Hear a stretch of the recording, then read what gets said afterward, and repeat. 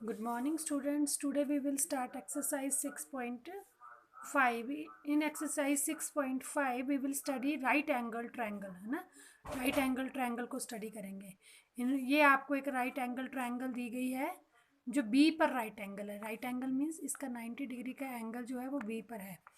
सो 90 degree के opposite जो side है AC, इसको हाइपोटेन्यूज बोलते हैं।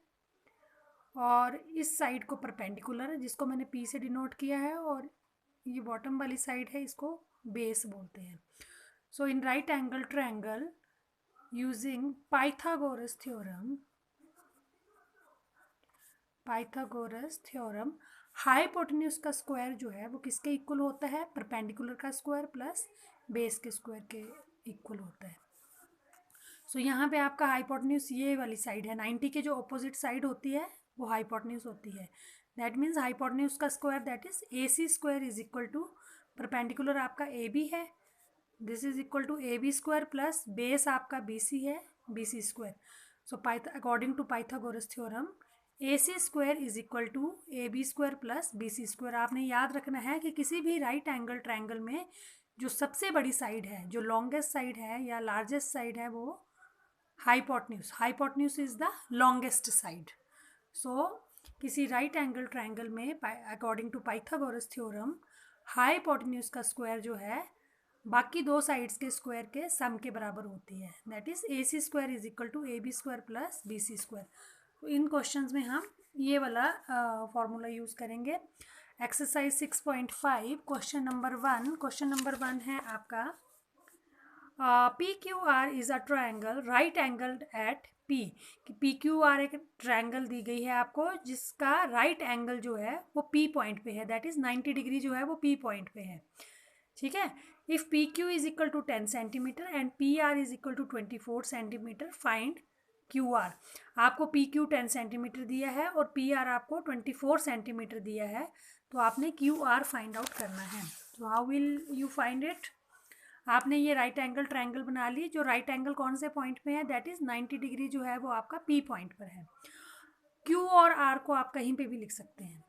आप Q को नीचे भी लिख सकते हैं या ऊपर भी लिख सकते हैं, मैंने ऊपर लिखा है।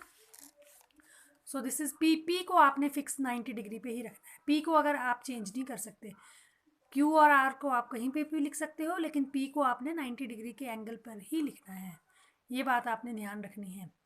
सो PQ आपको 10 सेंटीमीटर दिया है और PR आपको 24 सेंटीमीटर दिया है।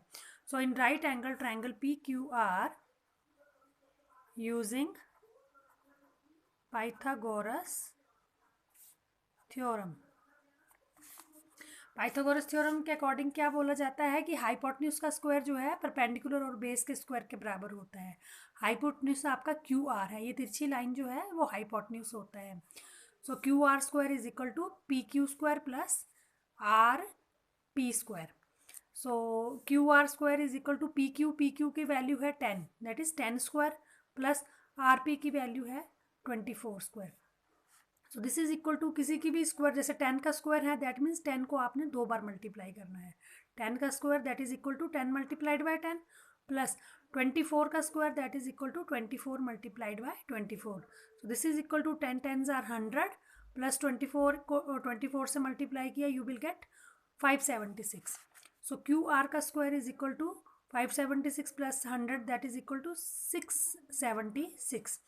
So QR is equal to, आपने ये बात याद रखनी है, ये रिजल्ट जो है वो सीनियर क्लासेस का है, बड़ी क्लास में आप करोगे, लेकिन आपने अभी के लिए ये बात याद रखनी है कि जब भी आप इस स्क्वायर को हटाओगे, इस स्क्वायर के साइन को, तो उसके ऑपोजिट साइन में ये स्क्वायर रूट का साइन लग जाएगा। ये स्क्वायर हटाएंगे दैट इज QR का स्क्वायर, QR लिखोगे तो ये स्क्वायर दूसरी साइड जाके क्या बन जाएगा? आपका स्क्वायर रूट। आपने अभी यही याद रखना है, क्लियर? सो स्क्वायर को हटाया तो ये यहाँ पे स्क्वायर रूट लग गया। So QR is equal to under root या स्क्वायर रूट या अंडर रूट, कुछ भी बोल सकते हैं आप। QR is equal to square root 676। So अब आप क्या करोगे? इस स्क्वायर रूट के साइन को हटाना है, तो आप क्या करोगे? 676 के आप प्राइम फैक्टर्स करोगे। 676 को 2 से डिवाइड किया, 338 आया, 338 को 2 से डिवाइड करेंगे 169 आएगा। अब 169 किसी से डिवाइड नहीं होता है, इसे 13 से ही होता है। 13 13 ज़ा 169। सो 676 के प्राइम फैक्टर्स आ गए 2 इंटू 2 इंटू 13 इंटू 13। तो इसके प्लेस में आपने ये लिख दिया। So Q R is equal to 2 into 2 into 13 into 13। ये स्क्वायर रूट का चैप्टर्स जो है वो 8th क्लास में है। आप इसको डिटेल में 8th क्लास में स्टडी करेंगे, लेकिन अभी के लिए आपने ये याद रखना है कि जिस नंबर का पेयरिंग बन जाती है, ये पेयर बन गया ना 2 स्क्वायर रूट के अंदर कितनी बार आ गया, ये 2 बार आ गया। तो स्क्वायर रूट के बाहर आप इसको एक ही बार लिखेंगे। अब 13 और 13 का भी पेयर बन गया है, 2 बार है, तो इसका भी इसको भी स्क्वायर रूट के बाहर लिखना है। तो इस 13 को भी स्क्वायर रूट के बाहर आप एक बार लिखोगे। जिसका पेयर बन जाता है उसको स्क्वायर रूट के बाहर आपने एक ही बार लिखना है। सो क्यू आर आपका आ गया। क्यू आर की वैल्यू आपने फाइंड आउट करनी है। 13 2s are 26 centimetre is your answer. उसी तरह ही सेम हम सेकंड क्वेश्चन करेंगे। सेकंड क्वेश्चन क्या है, A B C is a triangle right angled at C. A B C आपको एक ट्रायंगल दी गई है जिसका 90 डिग्री का एंगल कौन से पॉइंट पर है, सी पर है। A B is equal to 25 and A C is equal to 7, find B C. ये क्वेश्चन इंपॉर्टेंट है, आपने ज़रूर करने हैं। तो इसका ये डायग्राम बनाया है मैंने।